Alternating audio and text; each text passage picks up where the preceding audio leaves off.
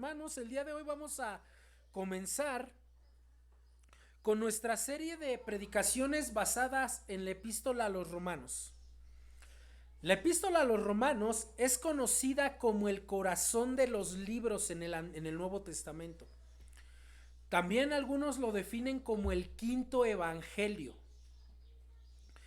En ella se encuentra toda la estructura doctrinal de la iglesia. También se encuentran todas las doctrinas referentes a la vida práctica del cristianismo. Este libro de Romanos es tan maravilloso que algunos lo han comparado con el Isaías del Nuevo Testamento. Tanto así que Juan Calvino dijo lo siguiente acerca de este libro.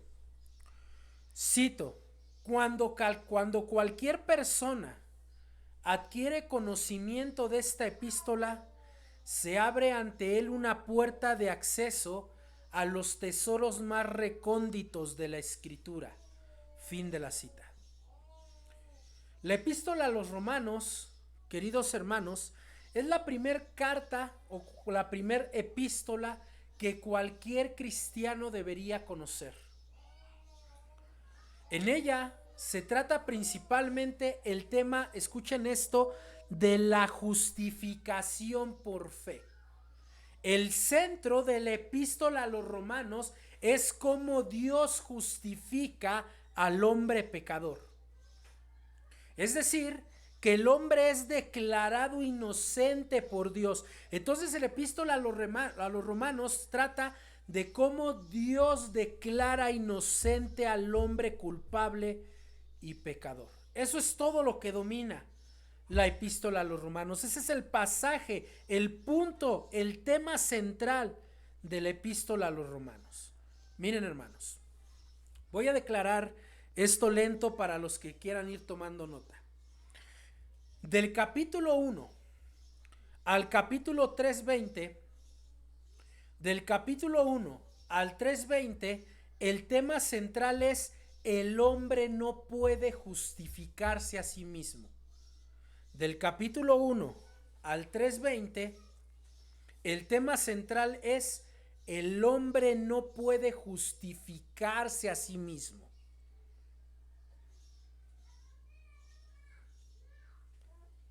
Del capítulo 3, versículo 1 al capítulo 5, el tema central es: Dios es el que justifica al hombre. Del 3:21 al capítulo 5, el tema es: Dios es el que justifica al hombre. Del capítulo 6 al capítulo 8, del capítulo 6 al capítulo 8, el tema central es: la justificación santifica. La justificación santifica.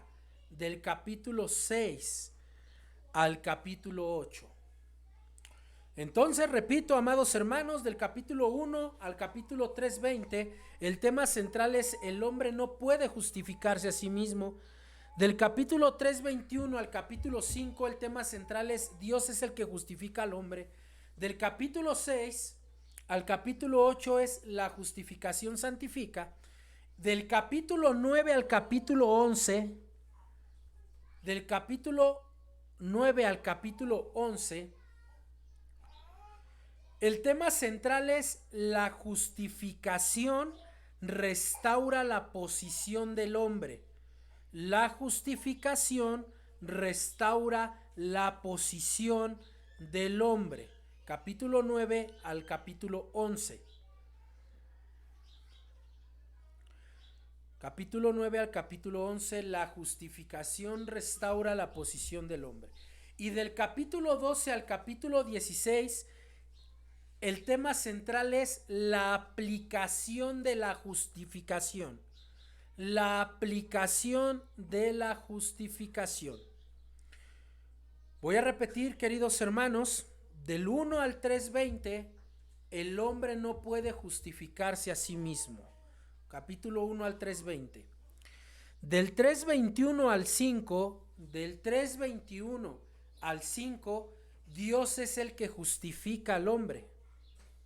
Del capítulo 6 al capítulo 8, la justificación santifica. Del capítulo 6 al capítulo 8, la justificación santifica. Del capítulo 9 al capítulo 11, la justificación restaura la posición del hombre. La justificación restaura la posición del hombre. Y del capítulo 12 al capítulo 16, la aplicación de la justificación. Si ustedes notan, la palabra que más se repite en mi bosquejo es justificación. Y esto es porque el tema central de Romanos es la justicia de Dios. Así que el día de hoy iniciaremos con el capítulo 1 del versículo 1 al 7, que habla del maravilloso evangelio que justifica. Pero ¿qué tiene que ver esto con la justificación? Bien, tiene que ver que el evangelio es el medio por el cual Dios justifica al hombre. El evangelio es el medio que Dios proveyó para justificar al hombre.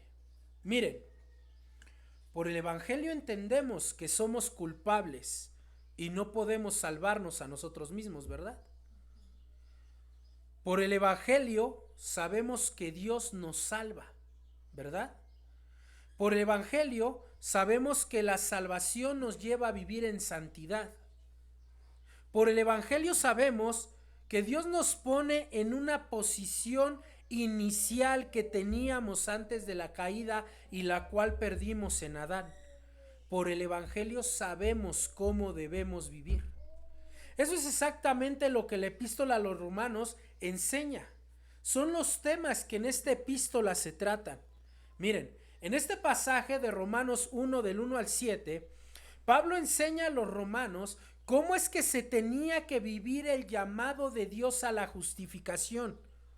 Por lo cual, el día de hoy nosotros aprenderemos 3 principios de nuestro llamado a vivir el maravilloso evangelio. 3 principios de nuestro llamado a vivir el maravilloso evangelio.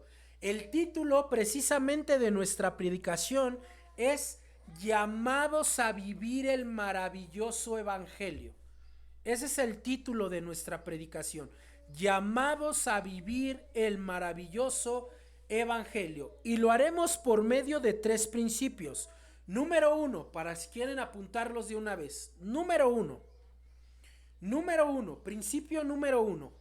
Llamados para predicar el evangelio. Llamados para predicar el evangelio. Esto lo veremos de los versículos 1 al versículo 4.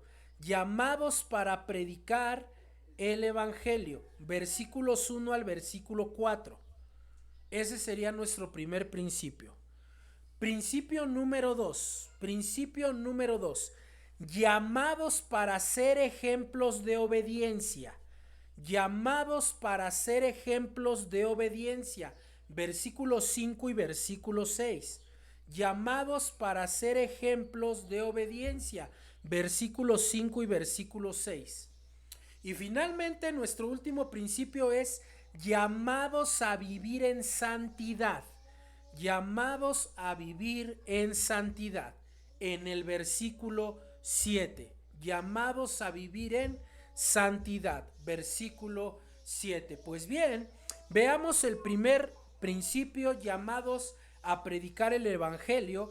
Observen los versículos 1 al 4 de este capítulo 1 de Romanos. Dice la palabra de Dios: Pablo, siervo de Jesucristo, llamado a ser apóstol, apartado para el evangelio de Dios, que él había prometido antes por sus profetas en las santas escrituras, acerca de su Hijo, nuestro Señor Jesucristo, que era del linaje de David según la carne, que fue declarado Hijo de Dios, con poder según el Espíritu de santidad, por la resurrección de entre los muertos. El texto, como es una epístola, es una carta, como toda carta va a iniciar con el autor. Si ustedes notan, la primera palabra de esta epístola es Pablo. Esta carta inicia con el autor, que es Pablo. un hombre que anteriormente se le llamaba o se le conocía como Saulo, un judío de la tribu de Benjamín y que perseguía la iglesia. Miren, a este hombre se le podría llamar de nombre Saulo y se le podía poner un apellido muy interesante. El apellido de este hombre era perseguidor de la iglesia. Qué título, ¿verdad? A quien yendo hacia Damasco para meter presos a los cristianos, se le apareció el Señor Jesucristo. Y el Señor Jesucristo lo confronta de tal manera que lo transforma. Y de ser un judío perseguidor de la iglesia, pasa a ser alguien totalmente diferente. Ahora su nombre ya no era Saulo, ni su apellido perseguidor de la iglesia. Ahora su nombre era Pablo. ¿Y cuál era su apellido? Miren qué apellido se pone él en la segunda frase de la carta a los romanos. Pablo, siervo de... Qué gran cambio. Qué gran cambio. De ser un perseguidor de la iglesia, pasó a ser un esclavo de Jesucristo. Primeramente, Pablo va a hablar de su posición. Y la posición de Pablo era la posición de un esclavo. La palabra siervo aquí en realidad se traduce como esclavo. Entonces vemos que de ser de un perseguidor pasa a ser un esclavo, a alguien que ahora vive para servir a su Señor. Escuchen esto, alguien que ahora sirve a aquel a quien él antes perseguía. Pasa de ser un perseguidor a un seguidor. Ya no un perseguidor, Un perseguidor es alguien que persigue con fines malos. Alguien que sigue es alguien que imita a aquel que está siguiendo. Alguien que ahora vive totalmente para su Señor, que reconocía ser pertenencia de alguien y que se sujetaba por amor a ese alguien. O de verdad, ¿Pablo se encontró con Cristo o era un loco? Porque nadie puede cambiar de esa manera tan drástica. O sea, fue un cambio total, fue un cambio radical. Hermanos, el ser llamado esclavo de Dios, escuchen esto, era un increíble honor para Pablo. Porque quería decir que su vida estaba encaminada únicamente a servir a Dios y esto era un gran honor. De hecho, ¿saben qué, queridos hermanos? Desde el Antiguo Testamento ya era un honor para los personajes bíblicos llamarse así. Fíjense qué interesante, Desde el Antiguo Testamento a los siervos de Dios nunca se les ha llamado el ungido de ungidos. Ese título solamente es de alguien. ¿De quién? De Cristo. De Cristo. Únicamente. ¿Verdad? En la Biblia, cuando habla de los siervos de Dios, nunca se ha escuchado que se diga, ni se lee que se escuche el que estaba en el mayor rango. El que estaba en el primer peldaño. A todos los siervos de Dios en las Escrituras se les llamaba esclavos. Esto era un honor para ellos. Por ejemplo, vayan a Josué capítulo 1, versículos 1 y 2. Josué capítulo 1, versículos 1 y 2. Ya me pasé hasta Éxodo, ya no sé dónde está Josué, hermanos, para que vean que estamos totalmente en vivo y a todo color. Josué capítulo 1, versículos 1 y 2. Miren lo que dice la palabra de Dios. Escuchen, queridos hermanos. Dice, aconteció después de la muerte de Moisés, ¿y qué frase sigue? Siervo de Jehová. Estamos hablando de Moisés,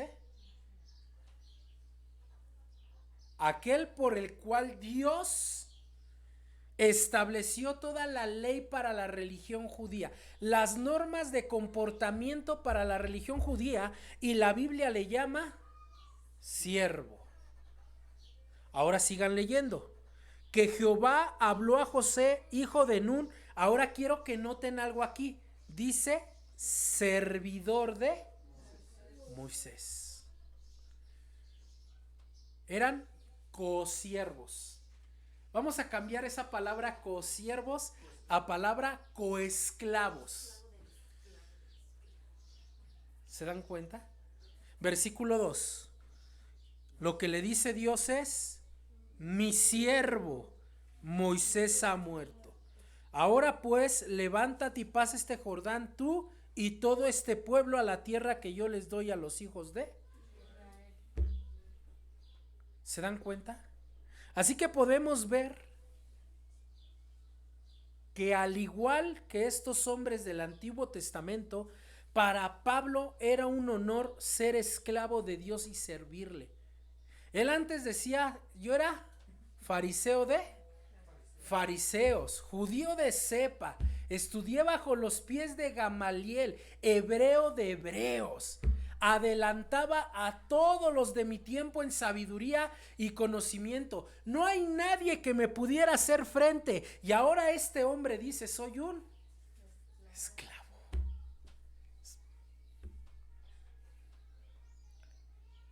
Así que Pablo primeramente está hablando de su posición delante de Dios, que es ser esclavo. Pero también va a hablar de su autoridad. Vean lo que dice Romanos 1:1. Vamos a ir espiando frase por frase, queridos hermanos. Dice Pablo, siervo de Jesucristo, su posición es siervo de Jesucristo, ahora su autoridad. Él dice, llamado a ser apóstol. Aquí se encuentra la autoridad de Pablo. ¿Por qué Pablo tenía que hablar de su autoridad a los romanos? Porque esto lo vamos a ver la siguiente semana completamente. Porque Pablo no conocía la iglesia de Roma. Pablo nunca había estado personalmente en Roma. De tal manera que si Pablo les escribía a los romanos sin tener una autoridad, ¿qué iban a hacer los romanos? Lo iban a rechazar. Es como si yo ahorita escribiera a cualquier iglesia de la Ciudad de México o cualquier iglesia en el país de México, claro, de las que no me conocen. ¿Qué van a decir? ¿Y este quién es? Ni lo conocemos. Por eso Pablo tenía que hablar de su posición y tenía que hablar de su autoridad. Les escribo porque soy un apóstol de Jesucristo. Pero Pablo no está usando su autoridad como diciendo, ustedes se me tienen que obedecer porque yo aquí mando. No, querido hermano, no. Pablo va a hablar de algo interesante. Miren, él dice llamado. ¿Ya lo notaron? Lo cual quiere decir que él no buscó ese título. Él no buscó ese oficio. Él no buscó ser apóstol. Él fue puesto por alguien más. Él tenía esa posición, estaba en ese lugar por alguien. Esa posición, amados hermanos, ningún ser humano se la dio. Él reconocía que era un llamado inmerecido, un llamado divino. Lo que está diciendo Pablo es que la autoridad de su ministerio procedía del llamamiento que alguien más le hizo. ¿Quién le hizo ese llamamiento? Jesús. Pablo está diciendo, no es una autoridad propia, es una autoridad transferida. ¿Por qué? Porque mi posición es la de ser un esclavo. Y en mi posición de ser esclavo, soy indigno de ser un apóstol. ¿Por qué? Porque él tenía un apellido. ¿Cuál apellido? Perseguidor de la iglesia. A diferencia de muchos hombres de hoy en día que se autoproclaman pastores, se autoproclaman profetas, se autoproclaman apóstoles, Pablo está diciendo que el oficio apostólico únicamente es dado divinamente y que ningún hombre merece tener ese llamado, que esa autoridad y posición eran únicamente por gracia de Dios. Vean lo que dice él mismo en 1 Corintios 15, versículos 9 y 10. 1 Corintios 15, versículos 9 y 10. 1 Corintios 15, versículos 9 y 10. Y vamos a leerlo todos juntos. 1 Corintios 15, versículos 9 y 10.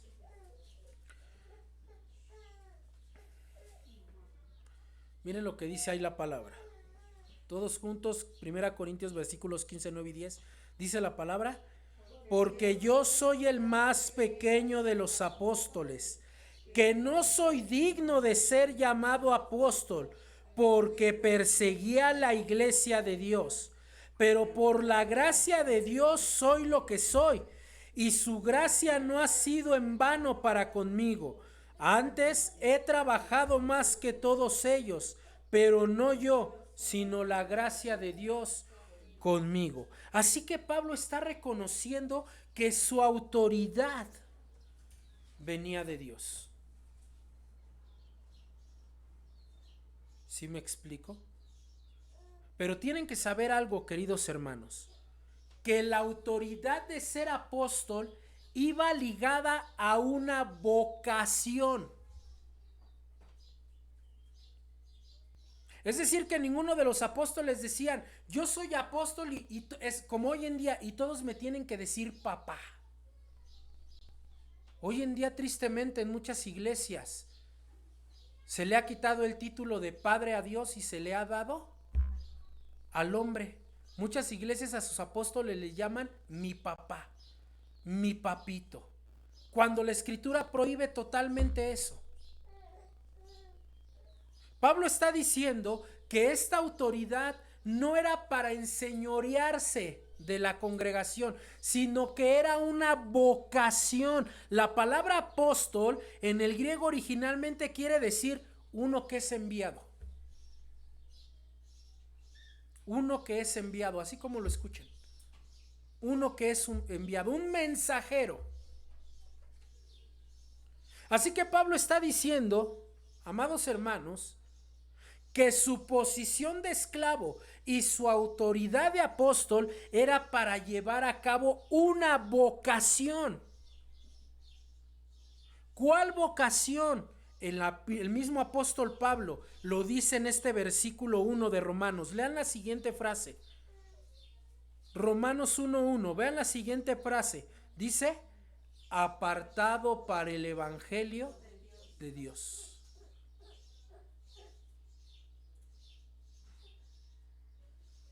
Es decir, que Jesús lo había llamado a ser su esclavo y le había dado la autoridad de ser apóstol. ¿Para qué?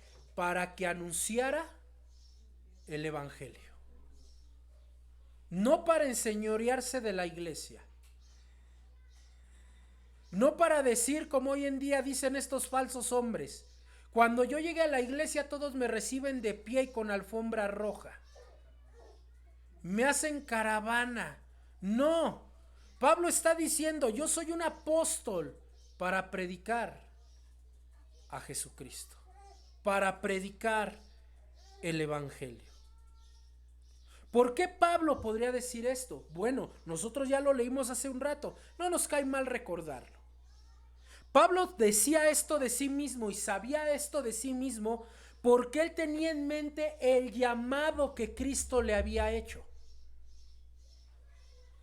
Cristo había llamado a Pablo con un propósito específico. No llamó a Pablo para ver qué te pongo a hacer después. No llamó a Pablo para ver qué se me ocurre hacer contigo. No llamó a Pablo para ningún propósito ajeno. Llamó a Pablo con algo en específico. Regresen a Hechos 9:15. Hechos 9:15.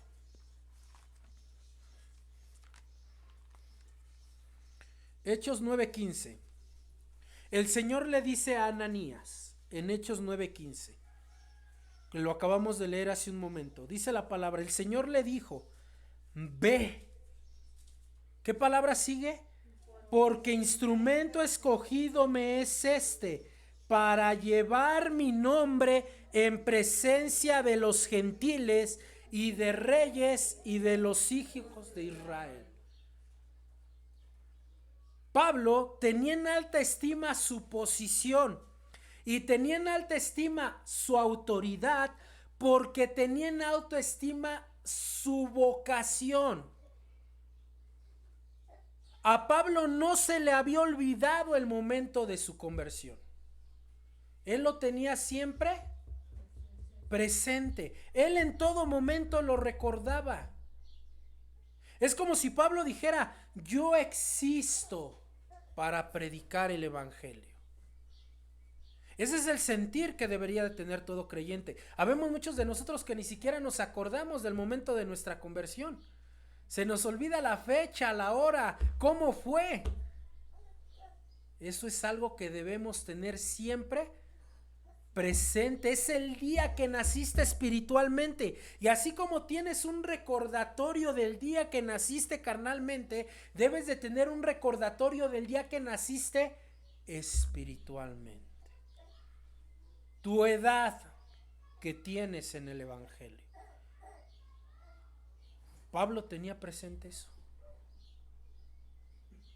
Pablo tenía siempre presente eso.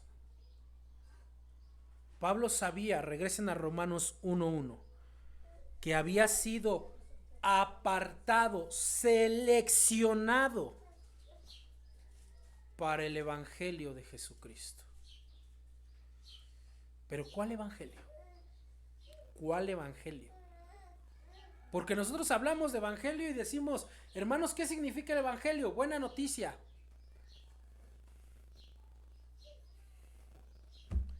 El mismo Pablo lo va a escribir aquí en Romanos. Romanos 1:2.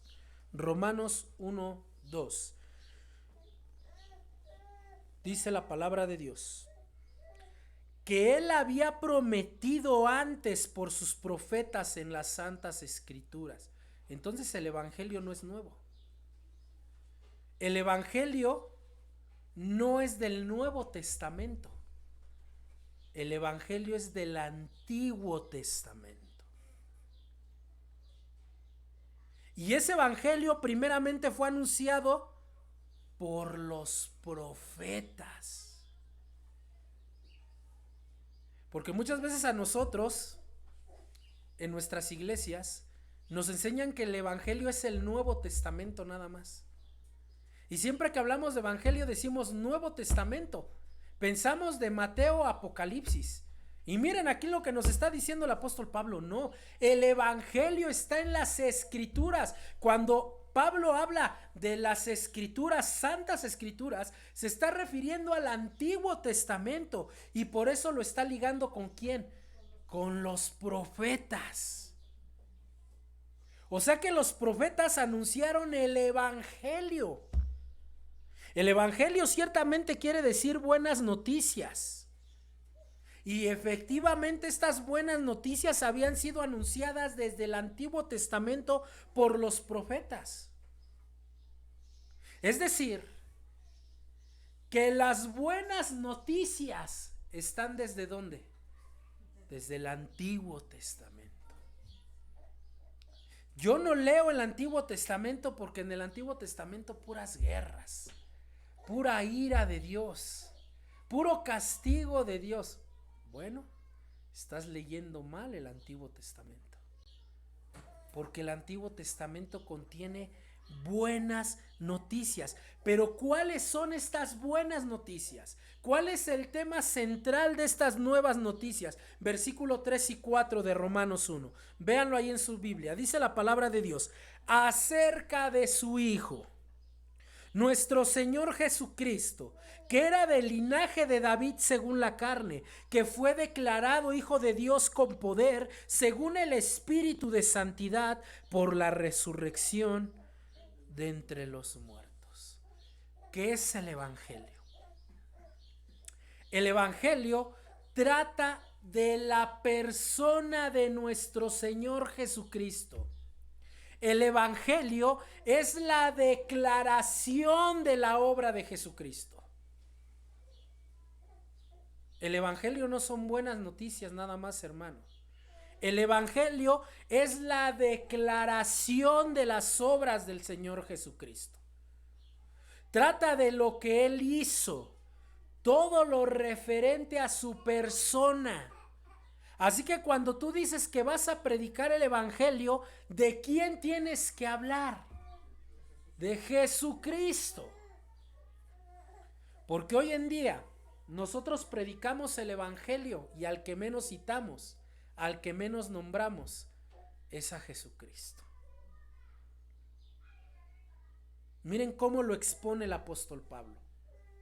En este versículo 4 al versículo 5, versículo 3 y versículo 4, es una exposición del evangelio. Por eso el título de nuestro primer principio es llamados a predicar el evangelio. Pablo está manifestando el evangelio a los romanos. Miren lo que les dice. Primera frase del versículo 3. Acerca de su Hijo, nuestro Señor Jesucristo. Con esto Pablo está enseñando que Jesús es divino, que Jesús es Dios encarnado. Cuando Pablo habla acerca de Jesús como el Hijo, lo que está diciendo Pablo era lo que cualquier judío sabía en ese entonces. ¿Qué sabía cualquier judío? Que cuando se hablaba acerca de Jesús o de otra persona como hijo de Dios, en realidad se estaba diciendo era igual a Dios. Y nosotros leemos este pasaje así, como si nada, y vean el gran contenido que tienen estas palabras. Cuando hablaba de alguien como hijo de Dios, en realidad era igual a Dios. Pero yo les he dicho, todo lo que digo se los tengo que comprobar con las escrituras. Ahora yo soy responsable de eso. Vayan a Juan capítulo 5. Juan capítulo 5.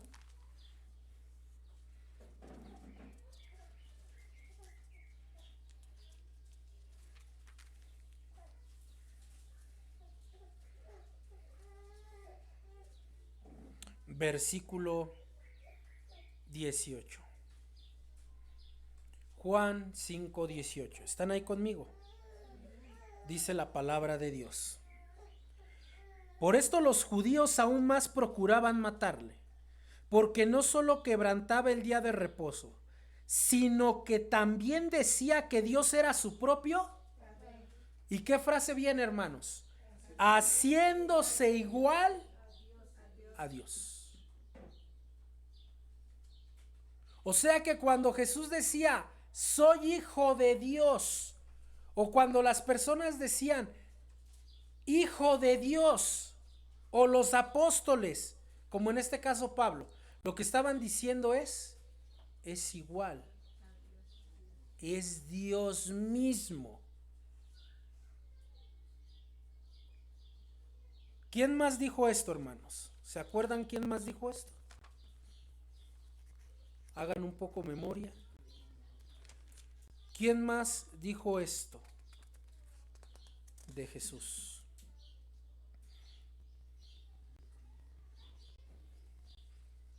¿Alguien?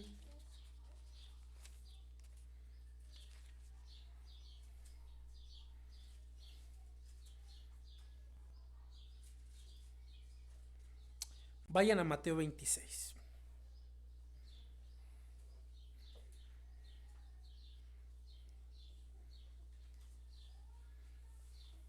Versículo 62.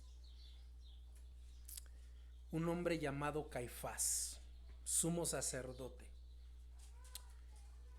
Mateo 26, versículo 62. ¿Están ahí conmigo? Dice la palabra de Dios. Y levantándose el sumo sacerdote, le dijo: ¿No respondes nada que testifican estos contra ti? Mas Jesús callaba.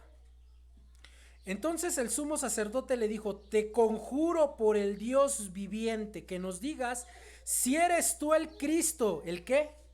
El Hijo de Dios. Jesús le dijo: tú lo has dicho. Jesús le está diciendo: lo que tú has declarado es verdad. Lo que tú has dicho es lo que yo soy. Y además os digo que desde ahora veréis al Hijo del Hombre sentado a la diestra del poder de Dios y viniendo en las nubes del cielo. Vean el versículo 65. Entonces el sumo sacerdote rasgó sus vestiduras diciendo: ha blasfemado. ¿Qué más necesidad tenemos de testigo? He aquí, ahora mismo habéis oído su blasfemia. Porque para Caifás, escuchar que Jesús decía soy hijo de Dios era como decir soy Dios mismo. Por eso dice ha blasfemado.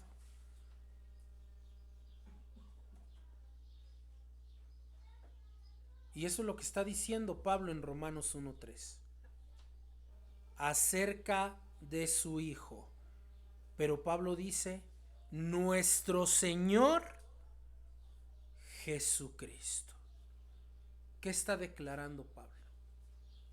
Que Él es Dios, que Él es el Señor, que Él es soberano. O sea, que el primer punto cuando tú predicas el Evangelio, lo primero que tienes que enseñar es quién es Jesús. Pablo no va a hablar directamente del pecado del hombre, ¿se dan cuenta? O que el hombre es un pecador. Pablo no se centra en el hombre. Pablo, ¿en quién se centra primero? En quién es Jesucristo. Luego vean qué dice el apóstol Pablo ahí en Romanos 1:3. Dice el Pablo que era del linaje de David según la carne.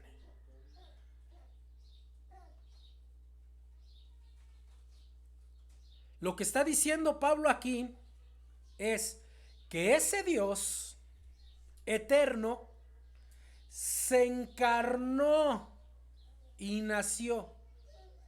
¿Para qué? Nosotros cuando vemos esto inmediatamente pensamos en la salvación y eso es correcto. Pero lo que Pablo está señalando aquí primero es que nació para ser rey.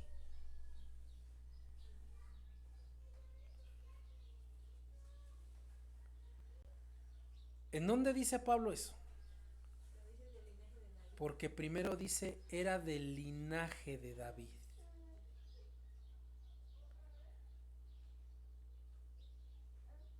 Entonces, ese rey divino se encarna ¿para qué? Para ser un rey terrenal.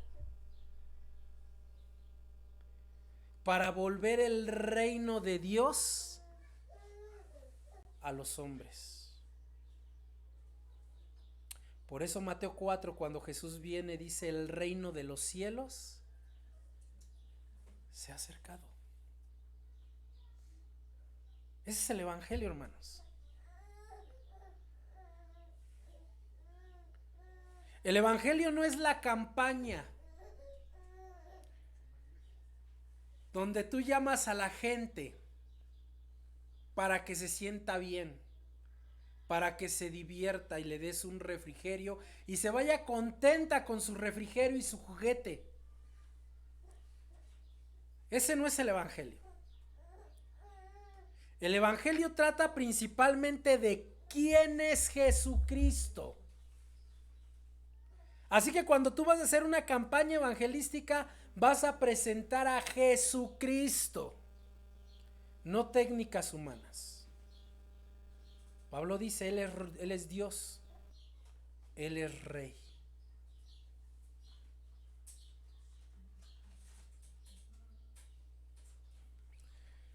Sáquenme aquel que está entonando. Pero Pablo también dice según la carne. Perdón, hermanos, si esto les está resultando algo tardado, pero es que estas frases son dignas de analizarse palabra por palabra. Porque Pablo dice que era del linaje de David. Y luego dice según la carne. Lo que Pablo está anunciando aquí es que cada profecía, ¿en dónde? En el Antiguo Testamento, que los profetas anunciaron, debía cumplirse cabalmente.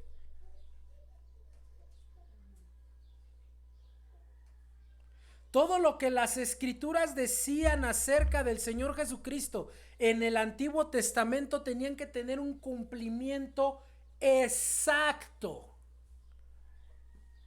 Por eso Pablo lo primero que dice que era del linaje de David. ¿A qué está señalando Pablo? La tribu de Judá.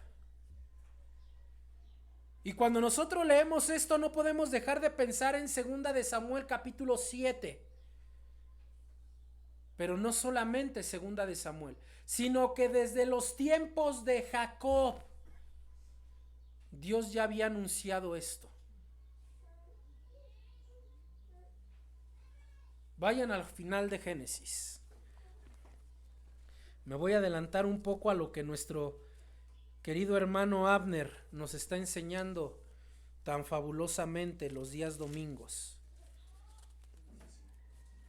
Vayan a Génesis capítulo 49.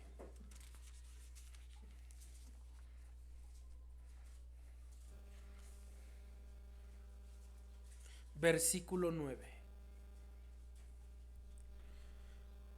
Las profecías de Jacob para sus hijos. Miren lo que dice Génesis 49, 9. Escuchen. Cachorro de león, Judá. De la presa subiste, hijo mío. Se encorvó, se echó como león, así como león viejo. ¿Quién lo despertará? Y vean el versículo 10. No será quitado el cetro de Judá. ¿Quién llevaba un cetro, hermanos? ¿Quién lleva el cetro? El rey. El rey. No será quitado el cetro de Judá, ni el legislador de entre sus pies. Un legislador es alguien que gobierna. Ahora miren el versículo, lo que sigue diciendo el versículo. Hasta que venga Silo. Silo significa al que le pertenece. ¿Al que le pertenece qué? Lo estamos viendo en los versículos anteriores. El cetro y el gobierno. Hay un trono. Y dice, y a él se congregarán los pueblos. Desde los tiempos de Jacob, las escrituras están anunciando que el Mesías tenía que nacer de la tribu de Judá. Y aquí tenemos un pero, porque está hablando de su encarnación. Pero José no era el padre biológico de Jesús. Era un padre adoptivo.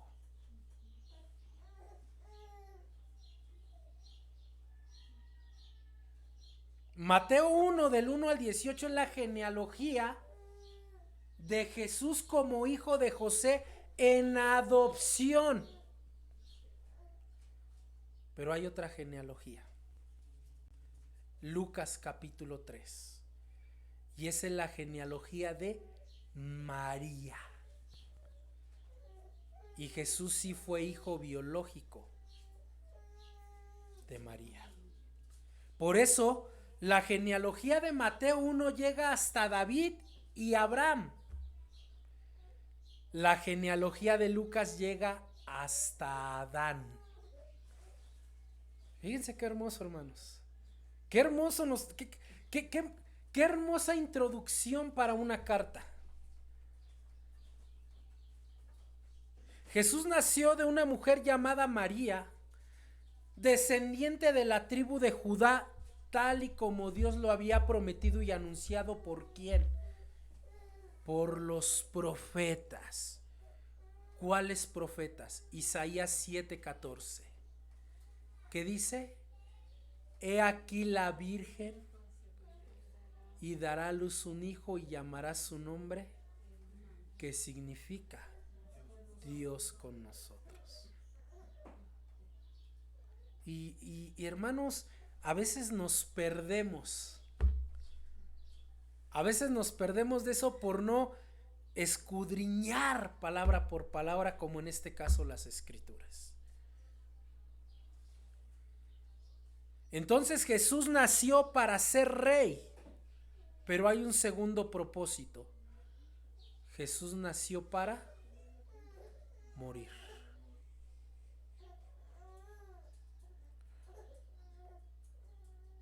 Esta es una paradoja. ¿Cómo que un rey va a nacer para morir? Sigue diciendo, versículo 4. Dice la palabra de Dios. No se preocupen si nada más avanzo este punto. Romanos es increíble, hermanos. Dice Romanos capítulo 1, versículo 4. Que fue declarado hijo de Dios con poder según el Espíritu de santidad por la resurrección de entre los muertos. El apóstol Pablo con esta frase está resumiendo su ministerio, muerte y resurrección. Aquí hay algo que debemos aclarar. Muchos enseñan que Jesús fue declarado hijo de Dios hasta su resurrección. Porque el verso así lo dice, que fue declarado hijo de Dios con poder según el Espíritu de santidad por la resurrección de entre los muertos. Esto está mal. Están malentendiendo el texto. La palabra declarar en el griego significa designar. Fue designado hijo de Dios. Está hablando de su encarnación, acuérdense. Quiere decir fijar una función de antemano. La palabra designar quiere decir fijar una función de antemano, como cuando dices, él es el conductor, designado. ¿Qué quiere decir? Que ya va con una responsabilidad. Ya tiene una función. ¿Cuál era la función de Jesús al venir a este mundo? Morir y resucitar. No está enseñando que él fue hijo de Dios hasta que resucitó, sino que como hijo de Dios, él ya tenía la responsabilidad de morir y resucitar.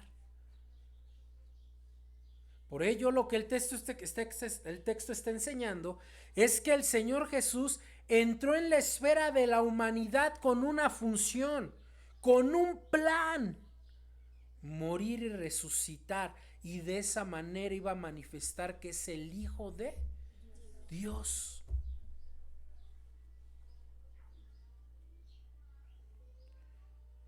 Así que las buenas nuevas, la palabra evangelio, que significa buena noticia, trata sobre Jesús, su eternidad, su deidad, su encarnación, su vida, su obra, su muerte, su resurrección. Y esto había sido anunciado por los profetas desde el Antiguo Testamento. Lógicamente, queridos hermanos, por cuestiones de tiempo no veremos profeta por profeta, porque no acabo, tendría que regresar ahorita hasta Génesis 3:15 y 16. Solamente vamos a ver algunos textos donde esto lo corrobora. Vayan a Lucas 24, 27. Lucas 24, 27. Lucas 24, 27. Y miren lo que dice ahí la palabra de Dios. Todos juntos, queridos hermanos, Lucas 24, 27. Comenzando desde Moisés y siguiendo por todos los profetas, nos declaraban en todas las escrituras lo que de él decían. Lo mismo que está diciendo Pablo en Romanos 1, versículo 2.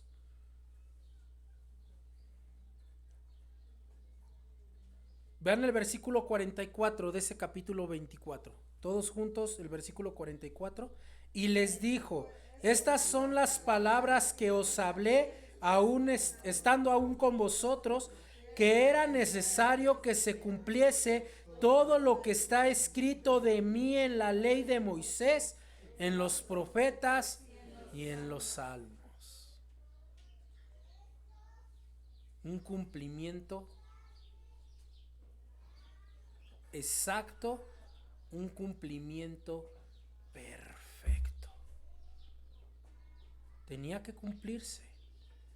Ese es el evangelio que ustedes tienen que anunciar.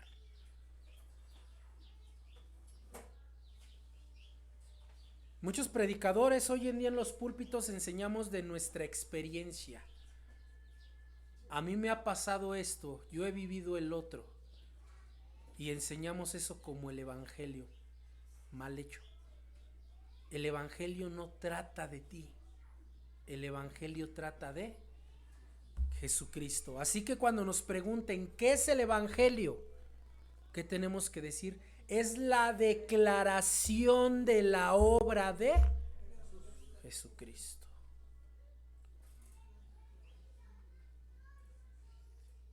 De hecho, miren quién habló sobre la muerte y resurrección de Cristo. Ustedes van a decir, ¿en serio?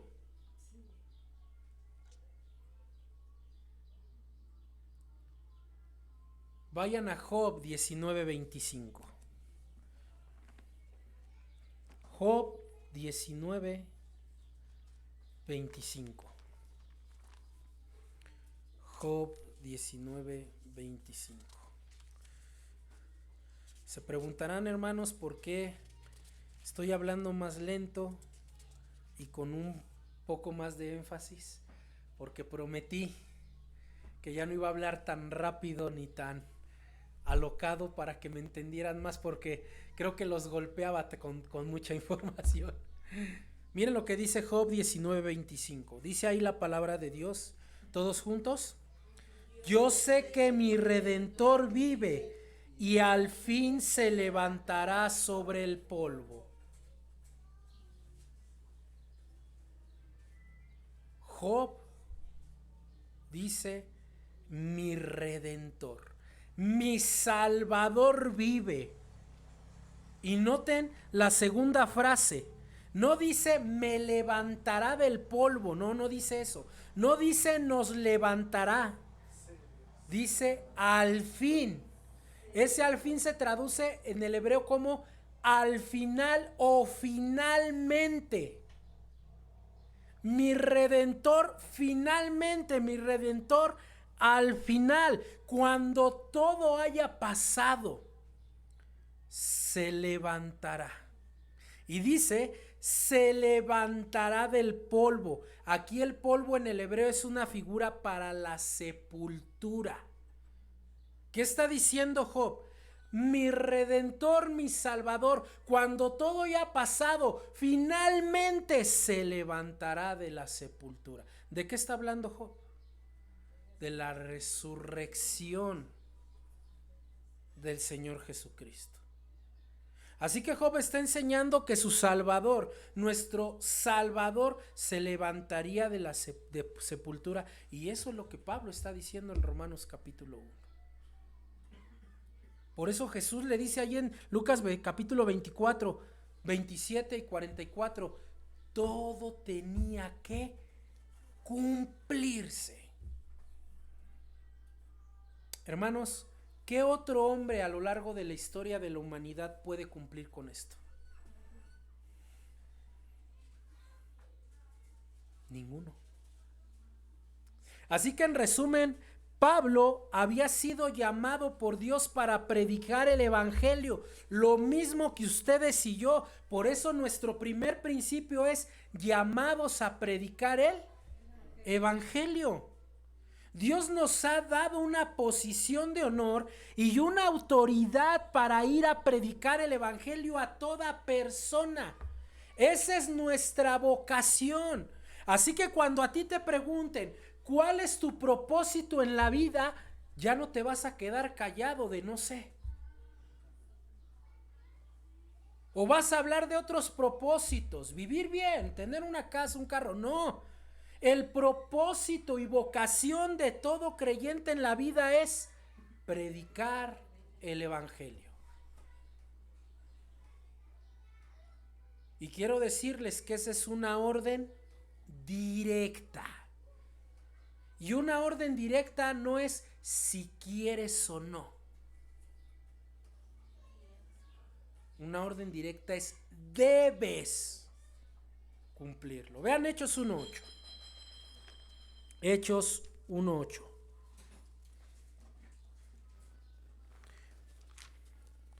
Hechos 1:8 dice: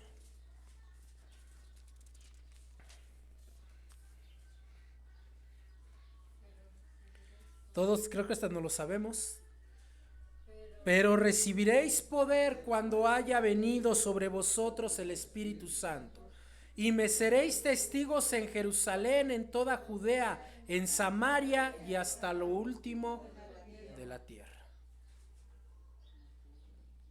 Nosotros somos esclavos con una vocación: ser enviados a predicar las buenas noticias. El hecho de ser esclavos quiere decir que tenemos un dueño y un amo que tiene toda la autoridad. ¿Y cuál es su mandato? Prediquen el evangelio. Fíjense qué hermosa enseñanza. Porque Pablo aquí también está hablando de la función principal de la iglesia. ¿Por qué Cristo, por qué Dios levantó una iglesia en este mundo? Para predicar el evangelio. Y Satanás lo ha querido impedir a toda costa a lo largo de la historia de la iglesia. Y lo sigue impidiendo, hermanos.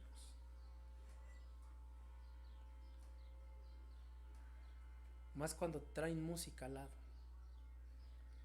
Y lo peor es que te la sabes. ¿Se dan cuenta? Esa fue la orden que Cristo lo dio. Y nosotros la podemos reconfirmar en Mateo 28, 18 al 20. ¿Qué dice?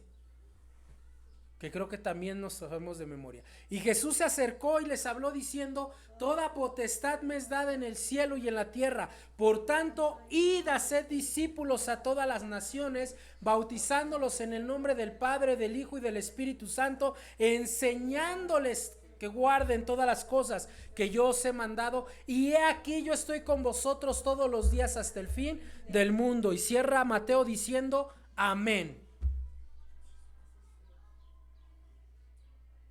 Y ese así sea se tiene que hacer.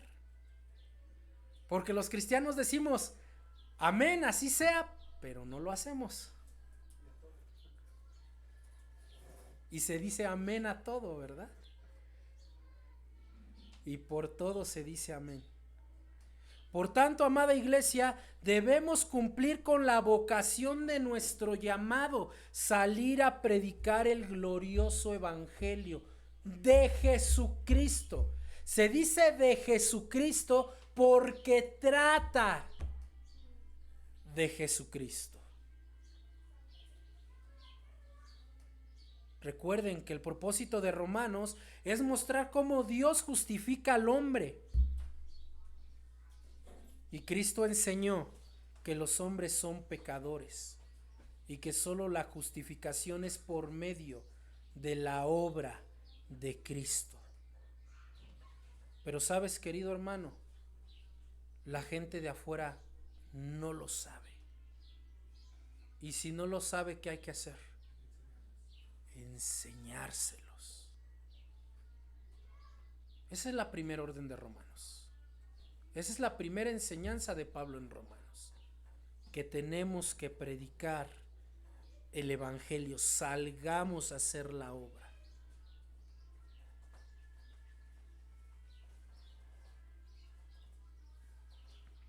Así que el primer llamamiento que el cristiano tiene, ¿cuál es? Predicar el evangelio. Y aquí van a preguntar, ¿cuál evangelio? El de Jesucristo. ¿Y de qué trata el evangelio de Jesucristo? De su obra, de la obra redentora de Jesucristo. Vamos a dejarlo hasta ahí, se me fue ya todo el tiempo con el primer punto, pero está bien, hermanos, no llevamos prisa. Lo bueno es que podamos aprender la palabra de Dios de manera clara y precisa, que prediquemos realmente la palabra que Dios está hablando. Y hoy en día aprendimos muchas cosas. Aprendimos que tenemos una vocación, que tenemos una posición. Nuestra posición, ser esclavo con vocación de predicar el evangelio. Y recordamos que Jesús es Rey eterno, que nació para ser Rey, que nació para redimir, que murió, que resucitó, y que gracias a eso nosotros podemos ser declarados justos, inocentes delante de Dios. Y así vamos a ir estudiando la carta a los Romanos, si Dios quiere. Vamos a orar. Señor, le damos gracias en esta mañana por permitirnos acercarnos a su palabra. Es maravillosa hablar de toda ella, Señor. Gracias porque el día de hoy pudimos empezar a hacerlo desde la epístola a los Romanos, Señor. Gracias. Es una maravillosa carta desde el inicio, Señor. Nos dejó maravillados, Padre, ahora que lo llevemos esto a la práctica. Porque se lo rogamos, Señor, en el nombre de Jesús. Amén. Dios les bendice, queridos hermanos.